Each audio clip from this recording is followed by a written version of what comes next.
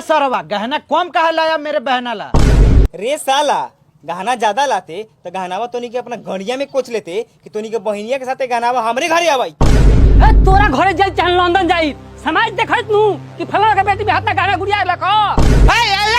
तो तोहर कैसन समाज बरे तोरा जैसन समाज के अपन पोसल कुत्ता से मुंह में मुतवाएम।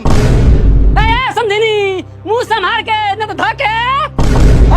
समझी थोड़ा सा टाइट बानी तो हम बरवा उखाड़ना ली। कथी मौका समझी से मुंह लगैले बानी एकनी के फैसला करे कोई त हमरा दुआर पर आई न त जाई। चल सोरे चल चल। कथी लोट लेखन बैठल बड़ा रोका ना जात हो। ए लालजी भाई बाबू सरपंच के कोनो वैल्यू नहीं के।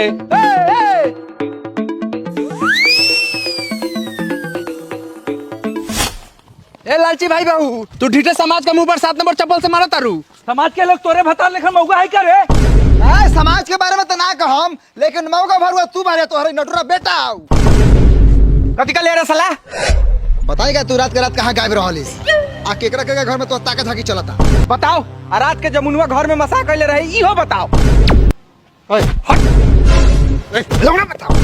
तोनी के कथी हो रे? तोनी के काले पिठेले बारे आइनी ना गाइनी या फलाना बहु कहनी कुटुम हमर नु बा हम नु समझम। तोनी के जा अपना अपना घरे। हम काहे घरे जाई रे? लबर लबर लोल चलाए में मर्द के बीच में मेहराड़ू के। हां चलाएम जरूरत पड़ी तो चपलो चलाएम। जो घरे जो हम समझ ले हम।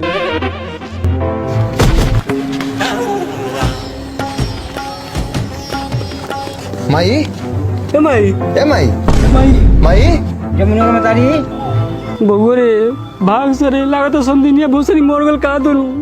पानी ले आओ रे पानी ले आओ। बाद में फड़ी आवता होई भाग सो।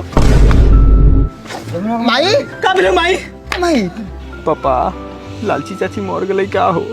माई ए माई का जानी हम तो खाली धोकेलनी हो। मर जती तो सर जाके जेल में सॉरी हो जल्दी को जाके हॉस्पिटल में ले जाइला। चुप कुछो नहीं के भेल माथा चक्री आके गिरल बा चाची के लेके हॉस्पिटल चल जे खर्चा लगी से हमर बाबूजी दिया। हां जे खर्चा लगी से हम देम ले चल हॉस्पिटल। खटिया ले आओ रे।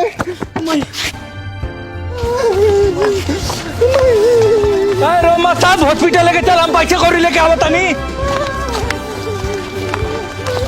माई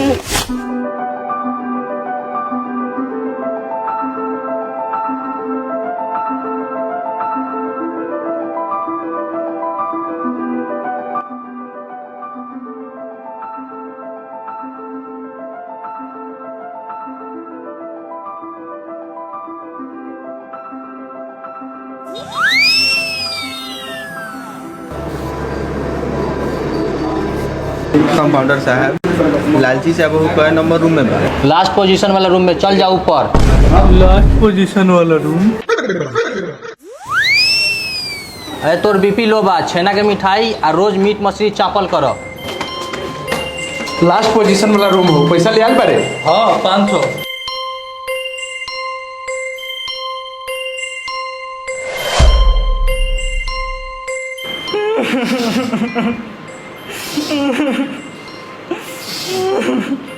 डॉक्टर साहेब का पोजीशन बा?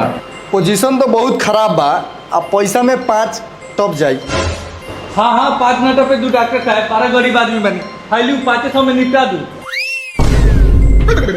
500 ऐसा गान में सुइया मारम की जिंदगी भुइया में गुजर जाई। 5 लाख टप दो 5 लाख।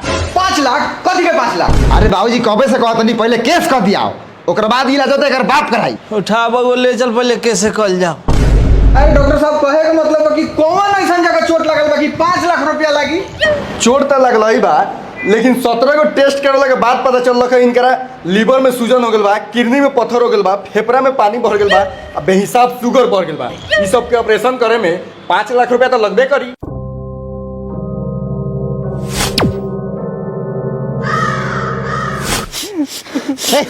कहरे बता रे चुप मरल थोड़े बानी कछले बानी बहुत चढ़वा के हाथ चसक गेल बा कोनो पर हाथ छोड़ देवेला ले चल हॉस्पिटल ऐसा हूँ बेमरिया होइल ही बानी सर ओकर घर के गर्मी झरतानी चल।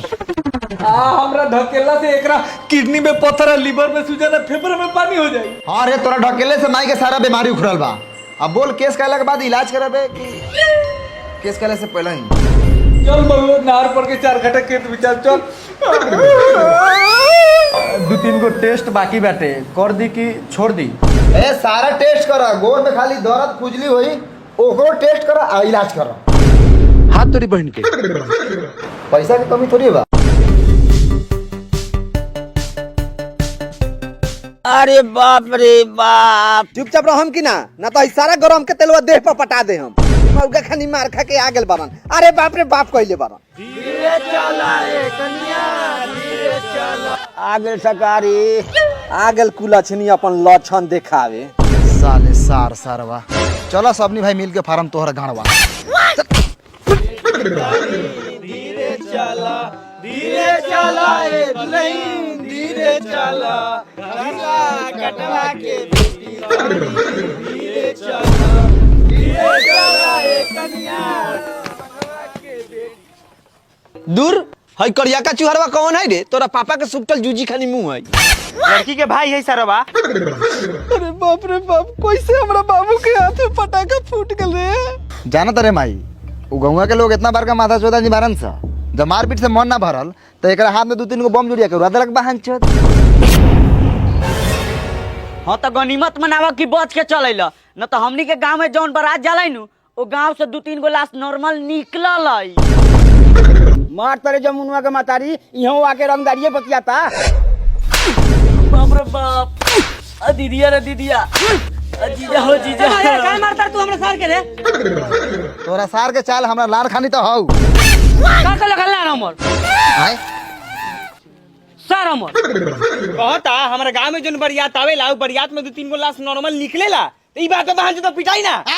तो काय लगे तेरे सार से हमरा? का गलती भाई चुक लइका के? अहो छौरू, बड़ा अपना दोगला सर के पक्ष लड़ तारा। अब भाई सब पर भरोसा नहीं के। लगम घर में घुसे से पहले यो मुंबई हगा। ए सुनी ना सासू माँ, हमू टाइप के लेडीज नहीं है, हमको भी हगाने मुताने पदाने आता है, समझी? सासू माँ क्यों माई जी? अरे माई जी हो का चाहे बाई जी, जे मारी हमरा भाई के उ याद करी अपना नानी दाई के।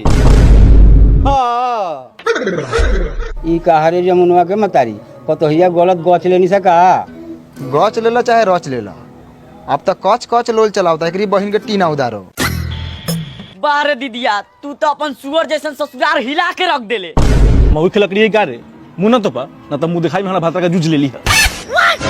ए सही रे, खाके केले हई मौगी। बतावा त नया कन्या की कोनो चाल बा? लागत नहीं हरे के खेलल हई का दो। सही कहता नहीं है दुलड़ी दीदिया, लगा तुमने बाप भाई के मुंह पर छिछड़िए कट के आयल है। हां, नया नचर कन्या बहन त नीचे में मुड़ी करके चुपचाप रहे के चाहिए, त गारुम कोम कहले बारी। साचो रे बिजुको बहु, लागत एकर बाप दादा ऑर्केस्ट्रा के मालिक है का दनी, आते आते लगली अनाउंस करे। ए टोनी के अपन भाषण अपना भातरा के सुनाइए, हमरा लेके खतरा औरत के ना, हमरा के पसंद करे देखे कर पूरा खानदान आ रहे, हम तो एकर पूरा खानदान के अकेले देख लिया। ए छोड़ी हटी होने।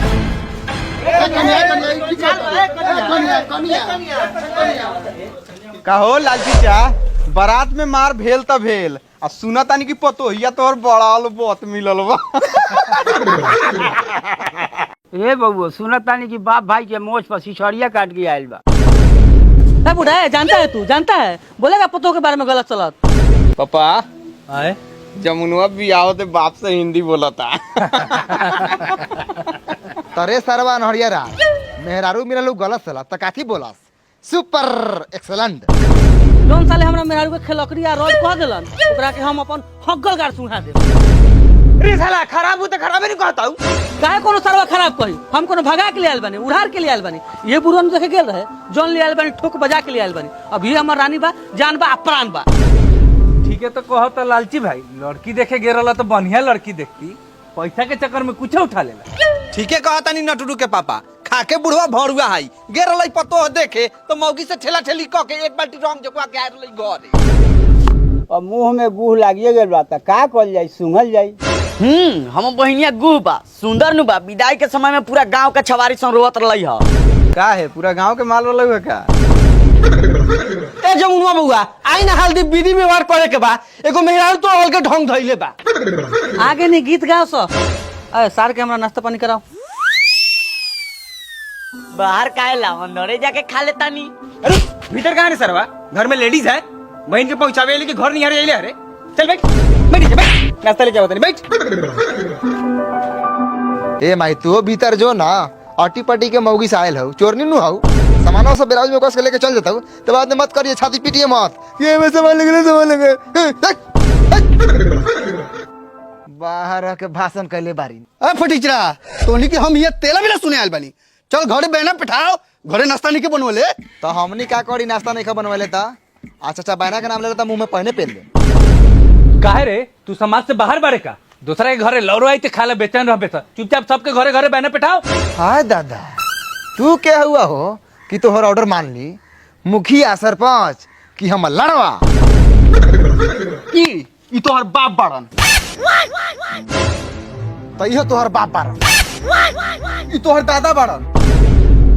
तो ई तोहर परदादा बारन ई तोहर माई के भातार बाड़न। तो ई तोहर माँ या मौसी दोनों के भतार बारन। चुप साला पूरा इज्जत पर डीजे बजवा दे। एकरी बहिन चोदो हम मानुस है कि बकरी पर रुमाल जाल काठरा में देले बस सरवसन खाएला। रे सरवरे तू शुक्र मनाओ कि तू खसी या पठरू जोरे खाता रे ना तो जैसन तोर मुंह हनु ओ हिसाब से तोरा के सुअर के साथे खियावे के चाहिए। हां बाहर चोदो लोगन का हो लालची भाई, लड़की के साथ ओकर भाई आयल बा तो ओके कटरा में किया उतरा लोगन। हाँ तो कथी एगो तो एकनी दोगला चोद रहे कि बारात में तोहनी के मरला का गरी अइलक। अब उहे गलती तोहनी एकरा साथे दोहरावत रह तो ओसे बड़का माधर चोद त तोहनी बारा। तो तोरा उसे काले दोगे और सारा तोरा को बुलाओगे नहीं बोलेला काले बड़े काम बताओ। ए सुन तैका सोच समझ के हाथ उठाओ हम वो यही जगह बानी ध्यान ते रास्ता में चल लेबे का जे चलत रे वो बंद करा देबो। ए कैसे बंद करा देबो जमीन वाला बंद रखा हो कौन सरवा अपना में चलेला। ठीक कहित रे बुओ, तोरा बात में दम बा, कोई अपना जमीन में ना चलेला, लेकिन ई सरवा कोनो से कम बा। फटाक से हाथ छोड़ दे। ए कथी के आला बा कथी के कम बा केकरा में दम बा हमरा से बतियाई ना लोगन। देखना लालची चाची ये जावना बिना काम के हमरा के दू फट मार दे लगा सरवा। है काहे मर लई रे गोरिया का मरनी हा आ बायना से झगड़ा करत हो बायना है ना दे दही जिन बायना ला झगड़ा करियन उनको डाइने छटका दे हम। बायना आई तो अपने घरे पहुंच जाई, एगो हम अपने विधि व्यवहार में फसल बानी। जाई लोगन जाई घरे जाई अपना। चली बाबूजी चली, खाली घरे नहीं पहुंचत नु बहनावा तो काटा काटी होई।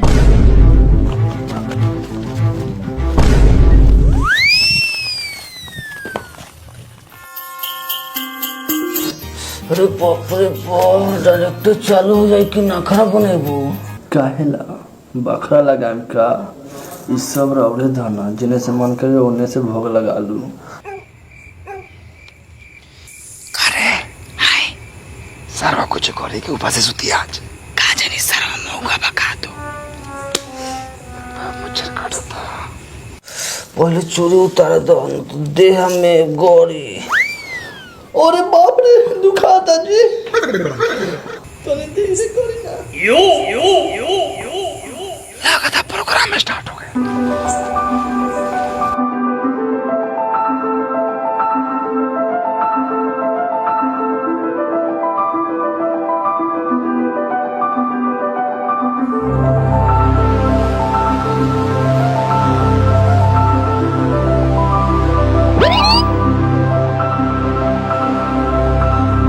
साला कहा कुछ लौकता रे एगो खिड़किया के बलवा खोलला।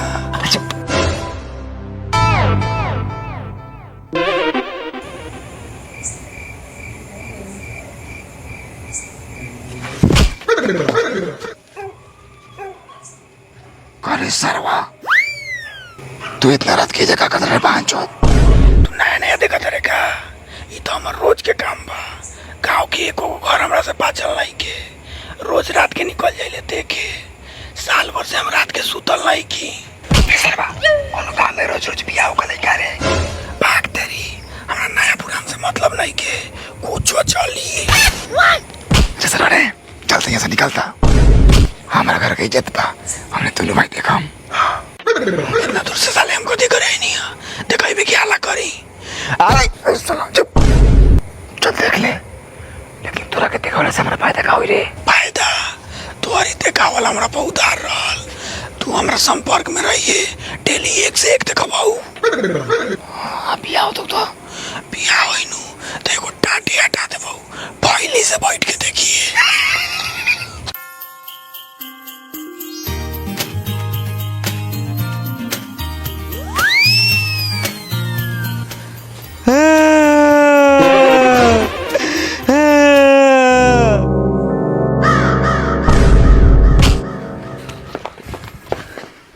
का बोले सारा सरवा तू इतना रात की काहे रोता रे?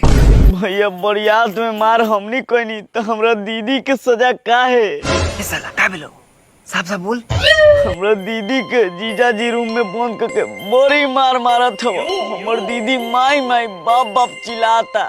बहू बरियात में जो तोहनी का हमनी के लाठी से मरला उ लाठी बांस के रहे।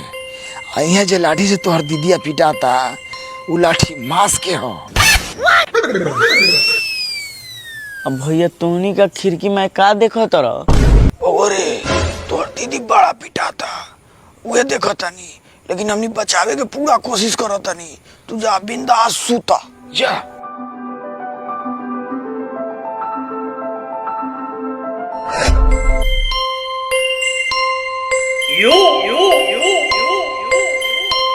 साला मिठाई के चंगेला समझी सारा बा दूरा पर एक बेटी के 36 नाम धैले रहे।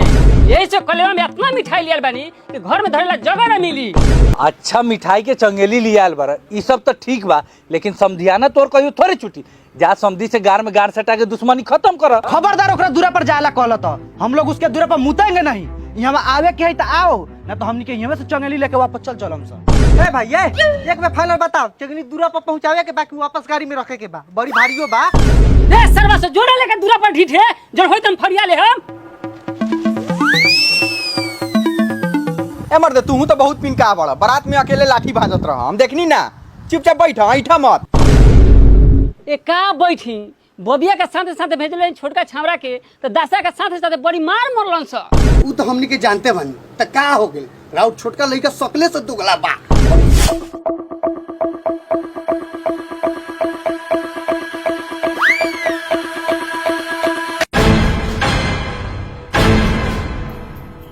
अरे साला कलेवा के मिठाई आ गेल आ तोर सार ससुर के था ना हो तो हमरा से कथि पूछ ले बार है? चंगेली वाला से पूछ। अरे बाप रे बाप, ओ बाबा बहन चोदौ लोगन। अरे अब नटी पर रखे मुआ तो भाई का ऐ कथि हो रे? कलेवा के मिठाई है। ए ते गार्जियन काहे ना आला सरवा? सरवा से कहत हवा तोरा दूरा पर मुताऊ ना अतवा तो निये के जाए के होतुआ। एकरी बहिन करा के चलो तो पापा। ए तू चंगेली उठा के अंदर रख, चला।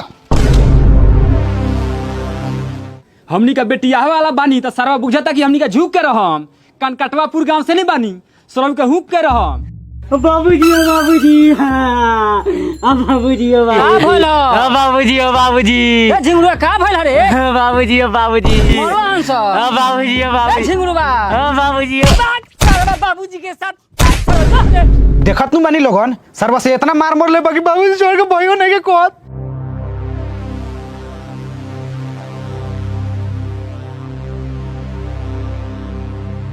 यार साहब प्रणाम। प्रणाम करे तो मुंह में लार धांस दे हम। तोरा जैसे यार के रोज रोज गार ली ले, हमरा हीरा जैसा लड़का का मारा रे सरवा? अरे हम तो एकरा से बोलहु नहीं की जे मरले बा हमर लड़का और परिवार। बड़ा बढ़िया से बोला था सरवा, जैसे कि सेवा कइले होखे। जब परिवार मरलक ह त डटे के रे सरवा समझी। ए अब का करेगा वो बोल ना, घरे चलबे के एतई फरियाई बे। ए सबसे पहले तू बोले कि लुड़सी आ तू मार दे कहीं करा के जानता रहे कि ना दुआर के कर है ना के कर हा सरपंच रोगी रंडा हमरा के देखते लोग हो जाला ठंडा, आ जे ना हो केला ओकरे गार में क दिले डंडा। साला तू अपने घर के बगल के सरपंच के नहीं चिन्हत? हां तो तू कोनो बारका नेता बारका सरपंच ते बारा तोरे पता है मुखे से पावर ज्यादा होकले सरपंच के। हूं कथि कले बारी? हां मने का ए कदी ही हां हुई कैलिया करवैले बड़ा। कब से बेटिया वाला के बैठल बा, एकर दुख दर्द समझे ना मर्दे। केले का दुख दर्द समझ ली, खड़े खड़े कोनो सरवा उठी तो अपने बेटे वाला से बैठ के बतिया। बैठे के हवा तो ऐसे बोल ना मर्दी, कोनो बड़का बात बा। ए झुनझुन भाई उड़ जाही। एगो हमरे गणवा वजनदार लगता करे। आओ बैठो। हाँ अब बतावा तो के कैसे कैसे का दिक्कत बा? सरपंच साहब प्रणाम। प्रणाम प्रणाम।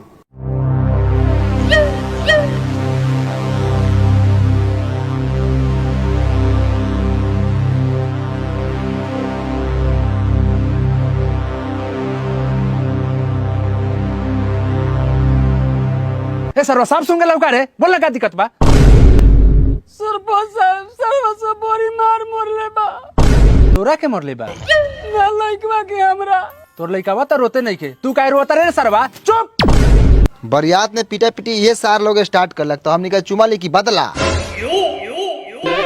बताई